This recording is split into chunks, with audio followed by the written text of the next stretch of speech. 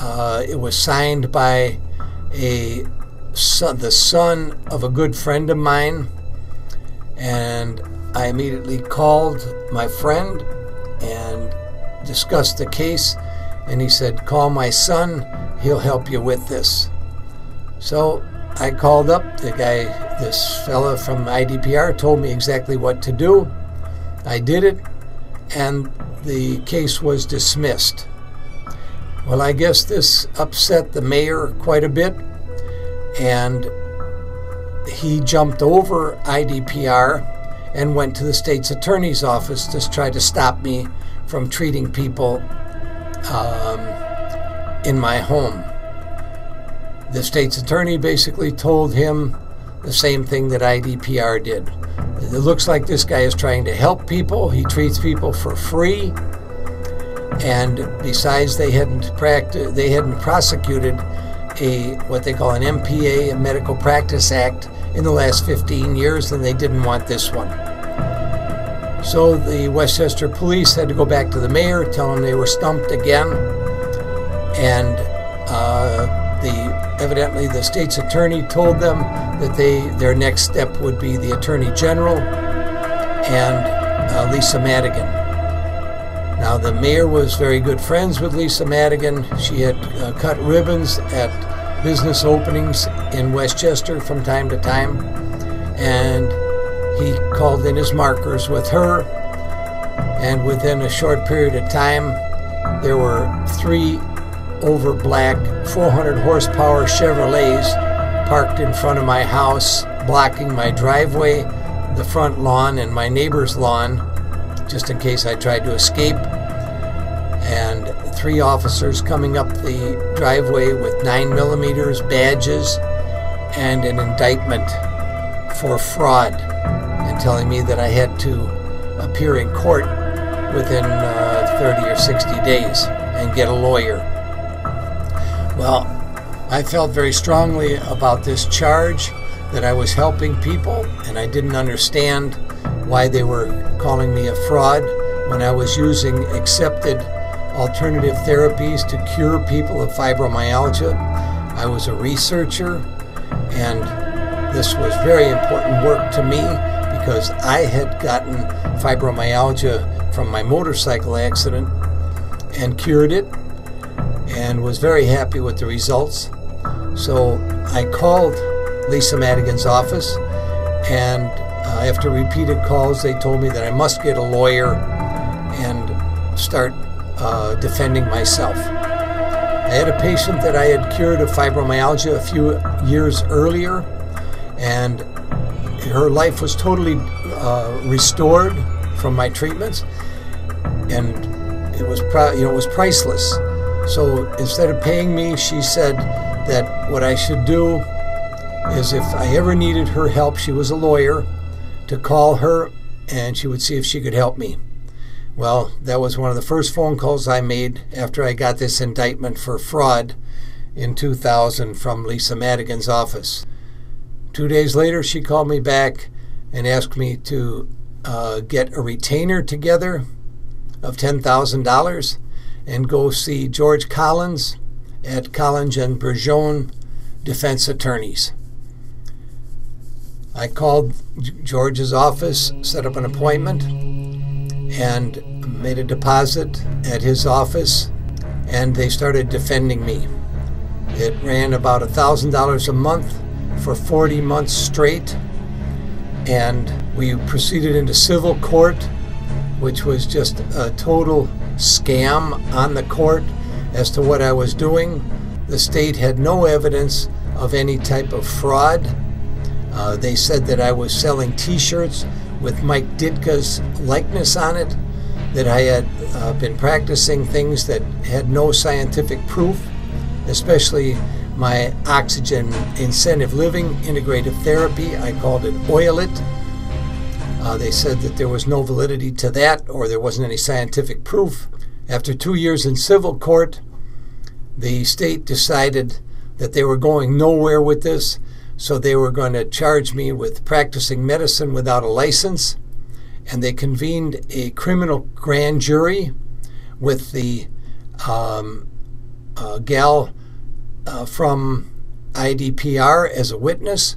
I was not permitted to be at the grand jury convening and had no idea what was going on. And the next thing I knew, I was being charged in a criminal suit at the same time of the civil suit for practicing medicine without a license, without surgery, without drugs, and without a license, and diagnosing and treating ailments. That's one of the statutes in Illinois. We proceeded with another 2 years of criminal prosecution in Maybrook, and the 18 times that we were brought in front of the judge during the criminal prosecution, the prosecutor was either late or absent 16 times. He completely disregarded the authority of the court and the process of the court, came in with coffee and donuts, and as you may know, in the court you're not allowed bubble gum, newspapers, whispering, anything.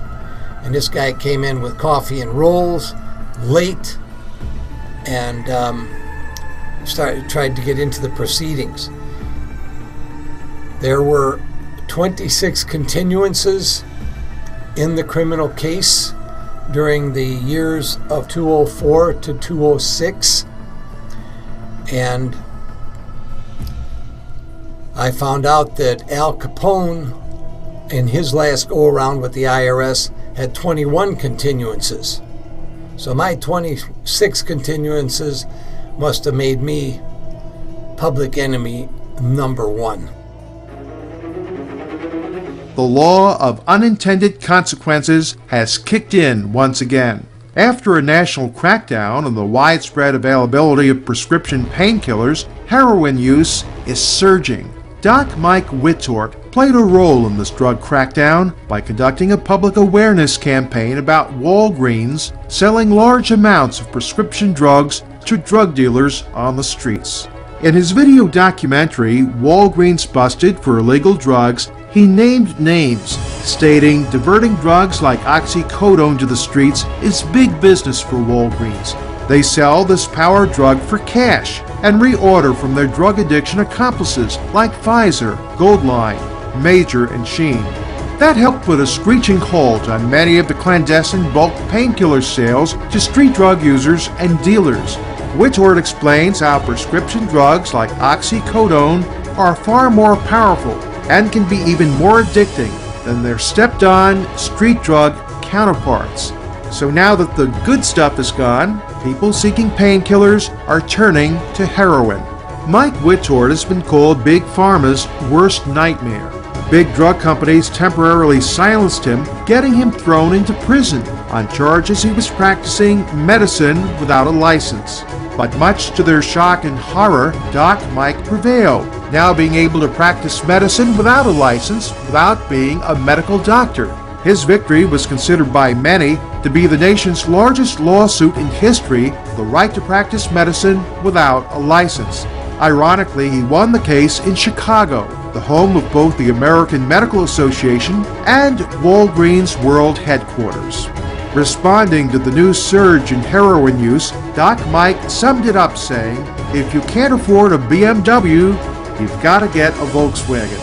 Before Witort and others cried foul over Walgreens becoming the largest drug pushers in many neighborhoods, it was far easier to present a forged prescription to feed the habits of street users. So, with a record number of users going through painful drug withdrawal, heroin has filled the void, with alarmingly elevated uses in cities including Chicago.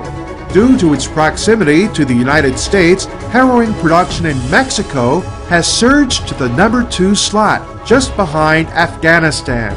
And Obama's policy of keeping a porous southern border is not only allowing a large influx of undocumented Democrats to become de facto U.S. citizens, but also allowing billions of dollars in street heroin to fill the need that exists due to the crackdown and the easy availability of prescription painkillers. Prior to the crackdown, prescription drugs of choice for more than half of patients were opiates like oxycodone and hydrocodone. And if you think these powerful drugs are easy to get off of, think again. Ask people like Rush Limbaugh, who nearly lost his career after sustaining hearing loss as a side effect from legal, highly addictive drugs. One statistic that may change quickly is that in 2009, illicit use of pharmaceutical drugs and dietary supplements were responsible for well over 1 million emergency room visits, compared to only about 200,000 for heroin. With this new crackdown, and with millions of Americans addicted to pharmaceutical painkillers and diet drugs, we may soon see these numbers inverted, with heroin once again returning as the king of street drugs, as it once was decades ago. My introduction of Doc Mike came through a good friend, Dr. Terry Cavanaugh, DDS. I accompanied Terry to one of his treatment sessions with Doc Mike. Terry was undergoing a regimen of therapies from Doc Mike to help reverse the effects diabetes had taken on his body. In this session, with Terry's permission, Doc Mike had shown me the effects that diabetes had on Terry's toes. After removing his socks, Terry laid back on the massage table. Doc, taking hold of his right foot, brings to my attention how his second and middle toes had crosses, similar to how you'd cross your fingers. Doc then described and demonstrated the massage procedure he was using to reverse these effects. Over the course of the next several months, I got to see firsthand these therapies as well as Terry's change in diet and exercise while he was gaining back mobility. One afternoon, I got a call from Terry. He was so overjoyed he had been able to get on a pair of street shoes for the first time in a few years. Before then, he had to wear special orthopedic shoes as a result of his diabetes. This not only meant he could wear street shoes, but he could finally get his feet back into his golf shoes again. You could feel the overwhelming happiness in his voice, and Terry took every opportunity he could throughout his busy schedule as a dentist to play golf the rest of that summer.